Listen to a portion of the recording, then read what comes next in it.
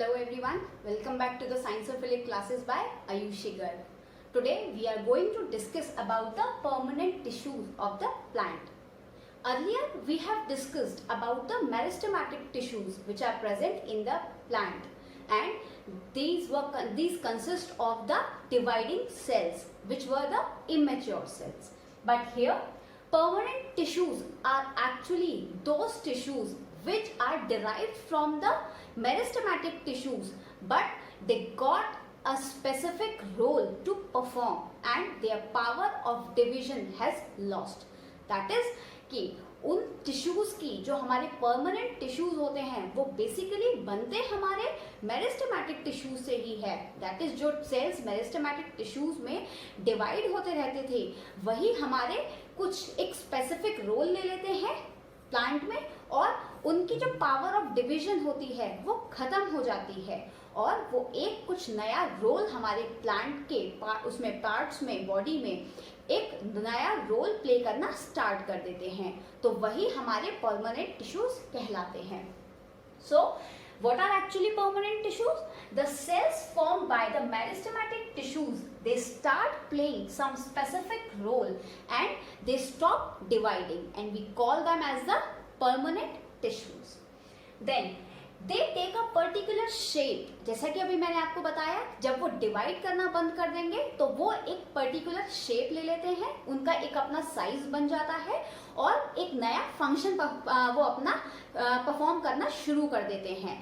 तो तभी हम उनको बोलते हैं दैट उनकी जो डिवीजन की पावर है वो चली गई है और अब वो मैच्योर सेल बन गए हैं और एक नया फंक्शन वो परफॉर्म करना स्टार्ट कर देते हैं प्लांट की बॉडी में.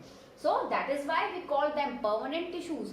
और ये जो उनके अंदर एक नई शेप लेके और ये जो नया फंक्शन करना वो स्टार्ट करते हैं नए साइज के साथ, तो उस प्रोसेस को वो किस प्रोसेस के थ्रू होते हैं, उस प्रोसेस को हम बोलते हैं डिफरेंशिएशन.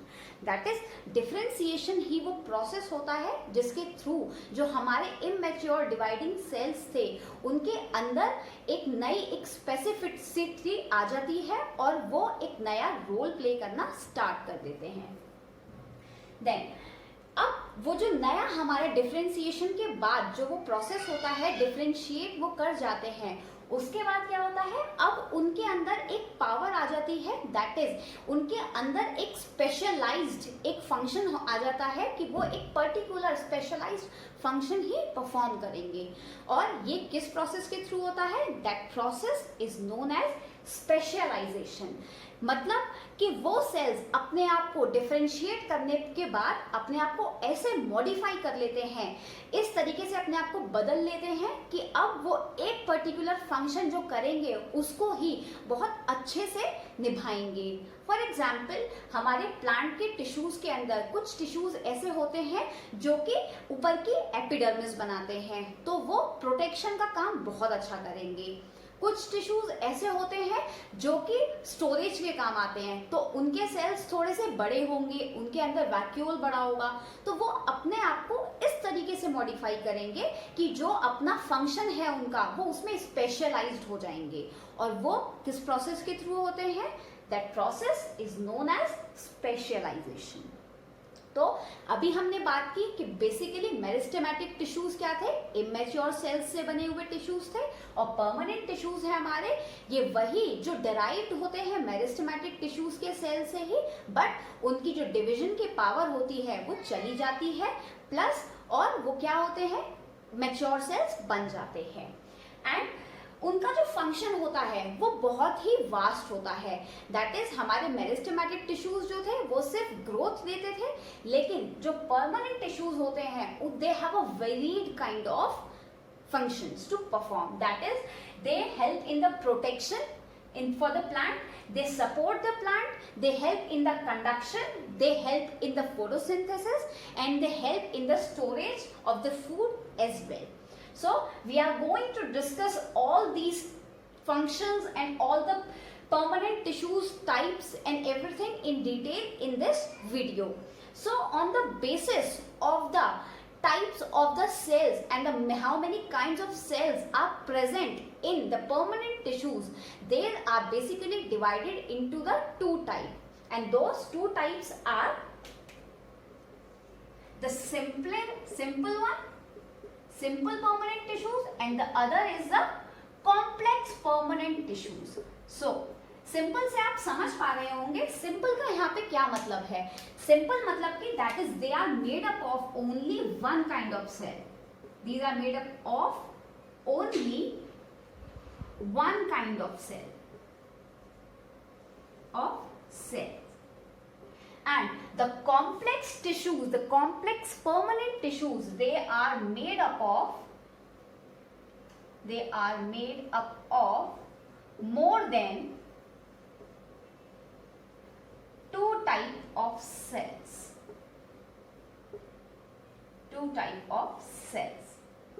मैंने आपको जो फ्लो चार्ट अपने पहले इंट्रोडक्शन ऑफ टिश्यूज में आपको मैंने इनका फ्लो चार्ट भी समझाया था. अगर आपको वो वीडियो ना देखी हो आपने तो पहले आप वो वीडियो से आप इंट्रोडक्शन और जो फ्लो चार्ट मैंने आपको टिश्यूज का प्लांट टिश्यूज का समझाया था आप पहले वो वीडियो जरूर देखें, क्योंकि मैंने उसमें आपको इन सभी का इंट्रोडक्टरी पार्ट जो इनका इंट्रोडक्शन दिया था वो मैंने बहुत अच्छे से एक्सप्लेन किया था. तो आप पहले वो वीडियो जरूर देखें. उसके बाद ये वीडियो आपको बहुत हेल्प करेगी और भी अच्छे से समझने के लिए सिंपल परमानेंट टिश्यूज और कॉम्प्लेक्स परमानेंट टिश्यूज हमारे कैसे आगे कैसे डिवाइडेड होते हैं, किन टाइप्स में डिवाइडेड होते हैं, तो वो आपको आगे समझने में बहुत हेल्प करेगी. तो अब जो हमारे सिंपल परमानेंट टिश्यूज होते हैं वो भी आगे हमारे फर्दर डिवाइडेड होते हैं और कॉम्प्लेक्स परमानेंट टिश्यूज ये भी हमारे आगे फर्दर डिवाइडेड होते हैं. So now we are going to discuss both of them in detail. Now we are going to discuss about the simple permanent tissues. तो सिंपल परमानेंट टिश्यूज जैसे कि मैंने आपको बताया ये सारे वो टिश्यूज होंगे जो कि एक ही तरीके के सेल से बने होंगे. तो लेकिन इनमें डिफरेंस क्या है, ये भी दो तरीके के सेल्स हमारे जो टाइप्स हैं वो भी दो तरीके के होते हैं हमारे सिंपल परमानेंट टिश्यूज. अब वो दो टाइप हमारे कौन कौन से हैं? The first one are the epidermal tissues and the second one are the ground tissues. अब ये दोनों जो हमारे डिफरेंशिएट किए गए थे वो किस बेसिस पे किए गए? जो हमारे टिश्यूज होते हैं ये वाले सिंपल परमानेंट टिश्यूज उनका भी बेसिकली क्या होता है कि वो कहाँ पे प्रेजेंट हैं और वो क्या फंक्शन कर रहे हैं, उस बेसिस पे उनको डिफरेंशिएट किया गया. तो ये दोनों बने होंगे सिर्फ एक ही टाइप के टिश्यूज से, बट और ये हमारा एक स्पेसिफिक रोल भी कर रहे होंगे दोनों. क्यों? क्योंकि ये हमारे परमानेंट टिश्यूज हैं. So epidermal tissues are basically concerned for the protection. अब ये प्रोटेक्शन के लिए कैसे काम आते हैं? फॉर एग्जाम्पल आप लोग जब भी नई बुक्स खरीदते हैं तो उनको कवर करते हैं. क्यों कवर करते हैं? क्योंकि आप उनको एक एक्स्ट्रा प्रोटेक्शन देना चाहते हैं कि आपकी जो भी नई बुक्स हैं उनका जो कवर है जो हमारा ऑलरेडी कार्डबोर्ड का बना हुआ होता है या उनके जो पेजेस होते हैं वो टियर ना हो, या फिर उनके ऊपर अगर कभी पानी अगर if the water gets spilled तो वो उनसे खराब ना हो, तो हम एक प्लास्टिक की कवरिंग करते हैं. या फिर आपको और भी ज्यादा अच्छे से एग्जाम्पल समझ में आएगा फोन का. आप जब भी नया फोन खरीदते हैं तो उसके ऊपर आप उसकी स्क्रीन के ऊपर भी एक गार्ड लगवाते हैं जो ग्लास का बना होता है, प्लस आप उसका बैक कवर भी लगवाते हैं ताकि उसको एक एक्स्ट्रा कवरेज मिल जाए. अगर कभी फोन गिरे तो आपकी स्क्रीन भी बची रहे, प्लस आपको जो उसका बैक है वो भी उस पर कोई भी स्क्रैचेस ना आए और वो उससे बचा रहे. तो सेम हियर एपिडर्मल टिश्यूज जो होते हैं वो बेसिकली कंसर्न्ड होते हैं कवर करने के लिए. So epidermis is the outer covering of the plant. This I am talking about epidermis. और ये जो एपिडर्मिस होती है ये होती है हमारी outer covering of the plant. तो अब ये कवरिंग है तो बेसिकली इसका फंक्शन क्या हुआ? प्रोटेक्शन प्रोवाइड करना, प्लांट्स को प्रोटेक्शन देना. अब प्रोटेक्शन वो किस चीज के लिए प्रोवाइड कर रहा है?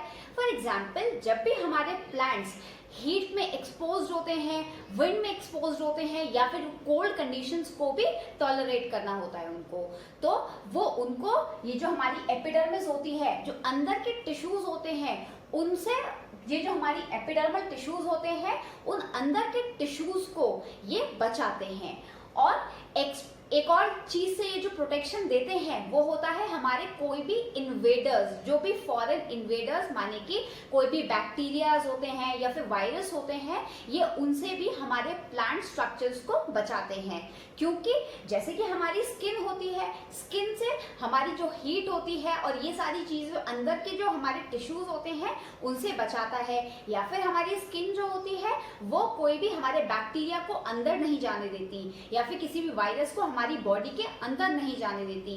तो सेम हियर जो एपिडर्मिस होती है प्लांट्स में, it functions the same here, that is उसको आउटर कवरिंग की तरह प्रोटेक्ट करती है और अंदर के जो टिश्यूज होते हैं उनको प्रोटेक्शन प्रोवाइड करती है। So this was about the function of the epidermal tissues. अब अगर हम इसके स्ट्रक्चर की बात करें तो इसके जो सेल्स होते हैं, जो एपिडर्मल सेल्स होते हैं, वो बेसिकली कैसे होते हैं, फ्लैट होते हैं और ये थोड़े से हमारे पतले होते हैं। क्योंकि ये बाकी जो टिश्यूज होते हैं हमारे, जब हमने बात की थी तो ये जो स्पॉन्जी होते हैं या फिर जो भी हमारे बाकी अदर जो टिश्यूज होते हैं उनसे बिल्कुल पतले और फ्लैट लेयर्स में प्रेजेंट होते हैं। अब अगर हम प्लांट के केस में देखें तो प्लांट के केस में एपिडर्मल टिश्यूज या फिर एपिडर्मल सेल्स जो होते हैं वो कहाँ पे प्रेजेंट होते हैं, उस हिसाब से ही वो अपने आप को फंक्शन करते हैं। मतलब वो फंक्शन के हिसाब से वो वहां पे उनके जो स्ट्रक्चर होता है वो चेंज हो जाता है।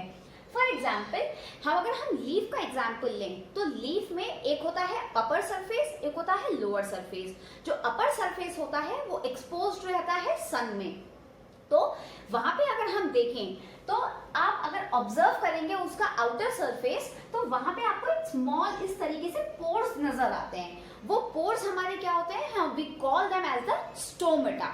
अब वो जो स्टोमेटा होता है उसके ऊपर इस तरीके के ये जो किडनी शेप्ड होते हैं, ये होते हैं हमारे गार्ड सेल्स। तो इन गार्ड सेल्स का फंक्शन होता है दैट इज कि ये जो होते हैं हमारे स्टोमेटा, ये हेल्प करता है, जो गार्ड सेल्स होते हैं ये हेल्प करते हैं ट्रांसपिरेशन में and also in the exchange of the gases. Exchange of the gases कौन सा, O2 एंड CO2। तो ये गार्ड सेल्स हेल्प करते हैं कब, ट्रांसपिरेशन में भी, that is the loss of water से भी बचाता है प्लांट्स को, और also exchange of the gases में। तो ये कहाँ पे प्रेजेंट होते हैं, एपिडर्मिस में ही प्रेजेंट होते हैं। और एपिडर्मिस हमारा क्या होता है, क्योंकि ये आउटर कवरिंग है तो इसलिए ये प्रोटेक्शन में हेल्प करता है। नाउ वन मोर थिंग जो कि बहुत ज्यादा इंपॉर्टेंट है, अभी मैंने आपको बताया जो एपिडर्मिस होती है वो कहाँ पे प्रेजेंट है, उस हिसाब से ये बहुत ज्यादा इंपॉर्टेंट है आपको याद रखना कि वो चेंज होती रहती है। अब हम बात करते हैं फॉर एग्जाम्पल किसी एरियल पार्ट के बारे में प्लांट की। Aerial part that is above the ground. तो फॉर एग्जाम्पल या तो लीव्स हो गई, हमारी स्टेम हो गई, फ्लावर्स, फ्रूट्स, वहां पे अगर हम देखें तो वहां पे हम अगर लीफ की बात करें तो जो हमारी एपिडर्मिस होती है उसके ऊपर एक वैक्सी कोटिंग होती है, वैक्सी कोटिंग। तो वो जो कोटिंग होती है, आपने ऑब्जर्व किया होगा जब भी हम प्लांट्स को वाटर करते हैं तो पानी कभी भी उनके ऊपर नहीं रुकता है, वो हमेशा नीचे की तरफ चला जाता है उससे बह के, दैट इज वो कभी भी सरफेस पे नहीं रुकता है।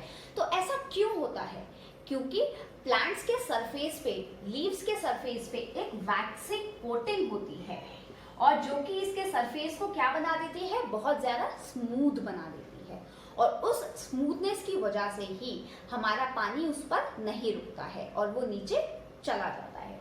तो जो वैक्सिंग हम बात कर रहे हैं वो बेसिकली क्या होती है, उस वैक्सी कोटिंग को हम बोलते हैं क्यूटिकल, दैट इज क्यूटिकल हम बोलते हैं। और ये जो क्यूटिकल होता है ये एरियल पार्ट्स को एक्स्ट्रा प्रोटेक्शन प्रोवाइड करता है। So it is responsible for the extra protection और ये हमारे एपिडर्मिस के टिश्यू से ज्यादा ही मोटा होता है। ये जो वैक्सी कोटिंग होती है ये उससे ज्यादा थिक होती है, किससे ज्यादा, एपिडर्मिस के टिश्यू से ज्यादा। सो ये भी हमारे एक्स्ट्रा प्रोटेक्शन प्रोवाइड करता है। फिर उसके बाद हमारे एपिडर्मल टिश्यूज होते हैं, तो ये ऑब्वियसली बात है क्योंकि पानी का लॉस उससे नहीं होने देगा। जो हमारी क्यूटिकल होती है, ट्रांसपिरेशन में जो भी वाटर लॉस होता है तो ये उसको चेक करता है। अगर हम देखें डेजर्ट प्लांट्स में, तो डेजर्ट प्लांट्स को क्या होता है, क्योंकि वहां पे पानी की कमी होती है, तो उनको, ताकि उनके प्लांट्स, जो प्लांट्स हैं उनके सरफेस से पानी के जो लॉस हो वो कम हो, इसलिए वहां पे वैक्सी कोटिंग जो हमारी क्यूटिकल होती है वो प्रेजेंट होती है, और ये हेल्प करती है ट्रांसपिरेशन के रेट को घटाने में। ये कभी हमने फंक्शन देखा कि एपिडर्मिस यहाँ पे एरियल पार्ट्स में किस तरीके से बिहेव कर रहा है। नाउ अगर हम बात करें रूट्स में, दैट इज जो हमारे बिलो द ग्राउंड प्रेजेंट होते हैं, तो रूट्स में ये जो क्यूटिकल होती है ये एब्सेंट होती है, और वहां पे हमारे एपिडर्मल टिश्यूज जो होते हैं वो कैसे हेल्प करते हैं, उनका जो फंक्शन होता है वो क्या होता है, वहां पे प्रोजेक्शंस बना देते हैं। कुछ प्रोजेक्शंस माने कि उनमें से कुछ इस तरीके से प्रोजेक्शंस निकले होते हैं रूट्स में से।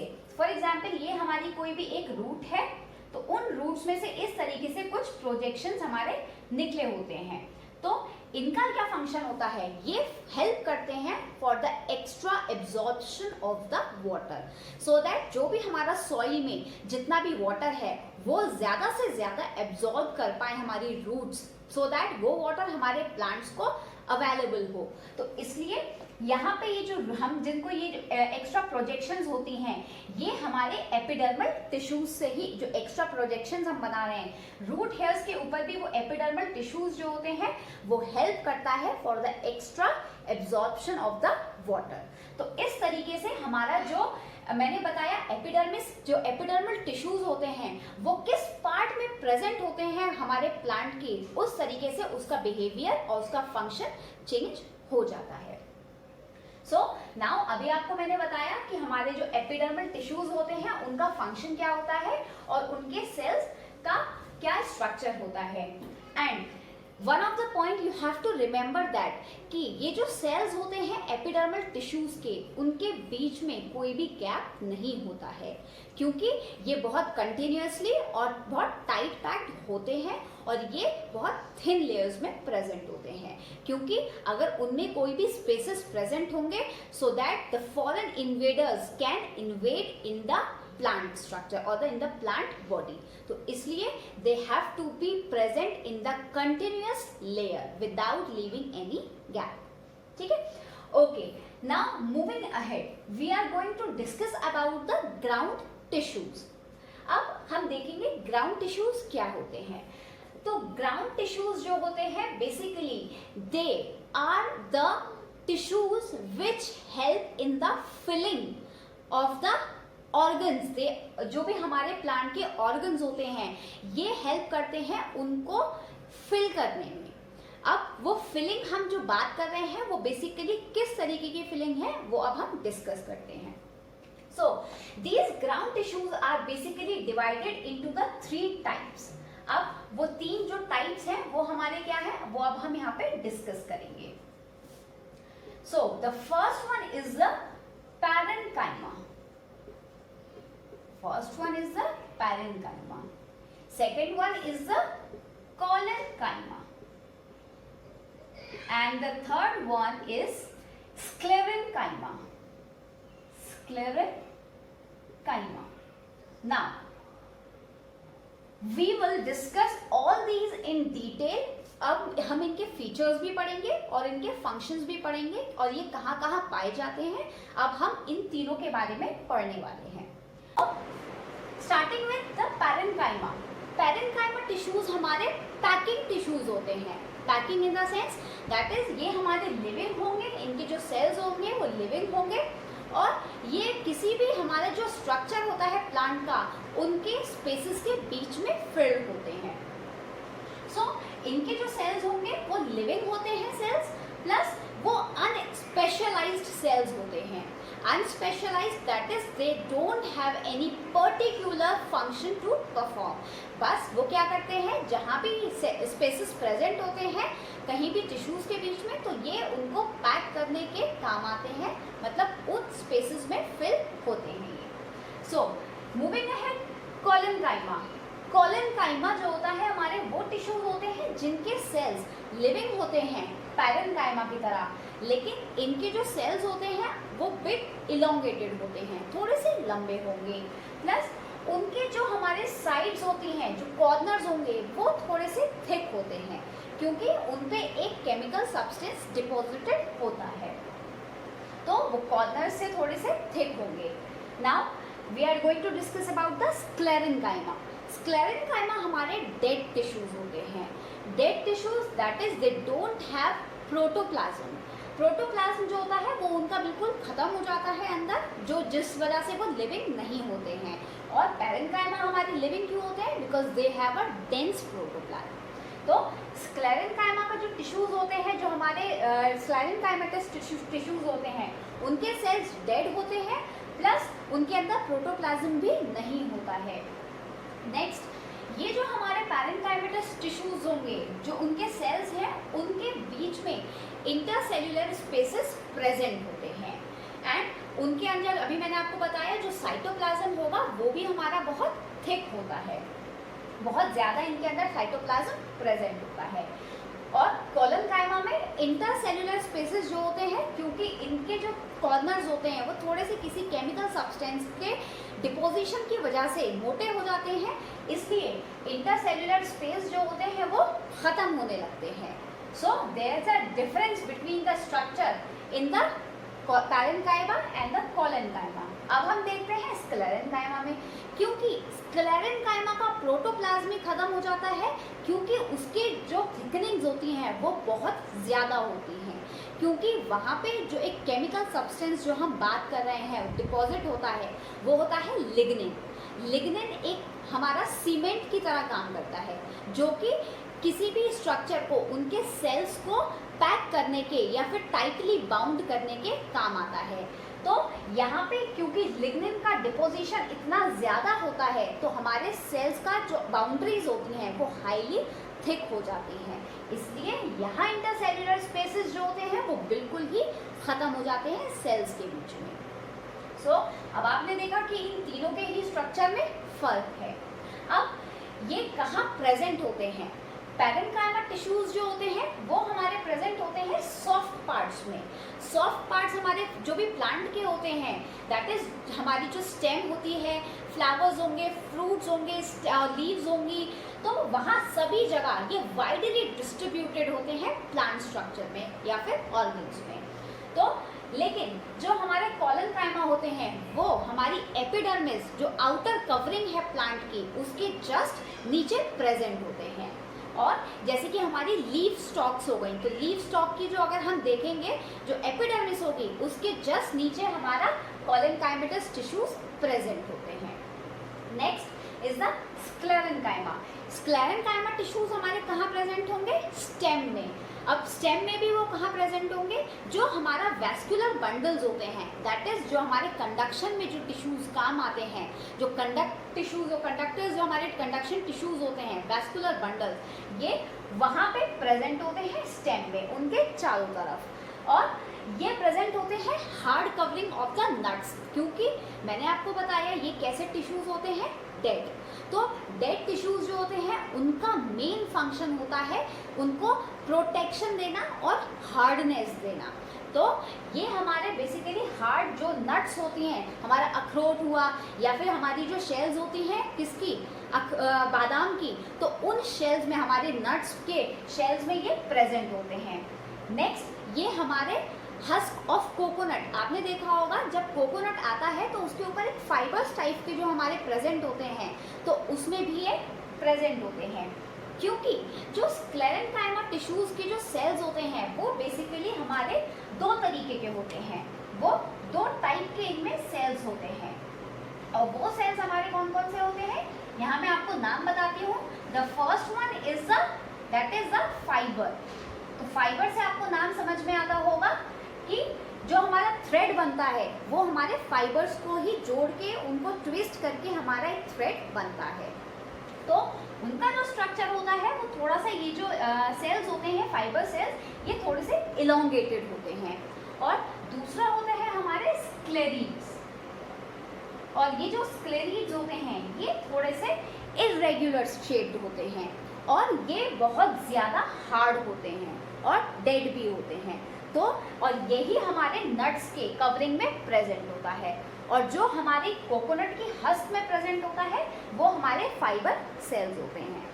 और ये दोनों ही हमारे स्क्लेरेंकाइमा टिश्यूज के पार्ट होते हैं, और ये दोनों ही डेड टिश्यूज होते हैं, ये दोनों ही डेड टिश्यूज का पार्ट है। सो क्योंकि आपको मैंने बताया था परमानेंट टिश्यूज जो होते हैं वो हमारे हमारे कौन से होते हैं, जो जिनका एक पर्टिकुलर फंक्शन परफॉर्म करना होता है इनको, तो इसलिए जो ग्राउंड टिश्यूज होंगे वो हमारे 3 तरीके से डिवाइड किए गए थे। इसलिए मैंने आपको बताया कि इन तीनों का स्ट्रक्चर हमें अगर कंपैरेटिव वे में पढ़ना हो तो वो आपको लर्न करने में ज़्यादा आसानी रहेगी। तो आप जब भी इन तीनों को पढ़ें एक कंपैरेटिव वे में कंपैरिजन बना के ही पढ़ें, सो दैट आपको इन तीनों का फंक्शन, तीनों का स्ट्रक्चर और तीनों की अकरेंस बहुत अच्छे से समझ में आएगी कि वो कहाँ प्रेजेंट होते हैं और इनका क्या स्ट्रक्चर होता है, वो कैसे होते हैं दिखने में भी, और इनका क्या क्या रोल होता है और क्या क्या इनके फंक्शंस होते हैं।